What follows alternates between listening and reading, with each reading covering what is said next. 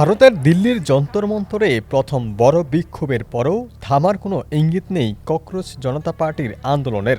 সংগঠনটির প্রতিষ্ঠাতা অভিজিৎ দীপকে শিক্ষামন্ত্রী ধর্মেন্দ্র প্রধানের পদত্যাগের দাবিতে নতুন করে ৭ দিনের আলটিমেটাম ঘোষণা করেছেন।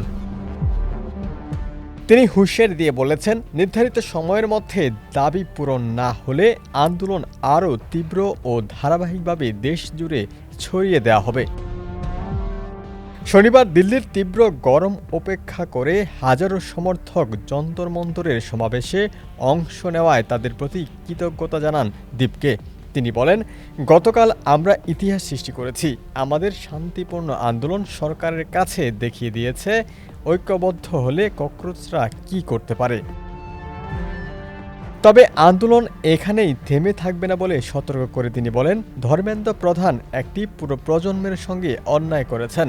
আগামী ৭ দিনের মধ্যে তিনি যদি পদত্যাগ না করেন তাহলে আমরা মাঠে আরও আন্দোলনে নামতে বাধ্য হব।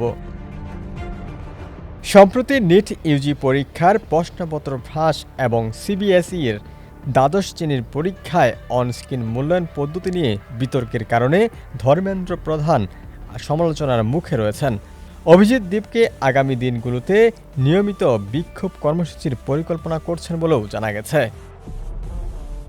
ডেস্ক রিপোর্ট, সমকাল।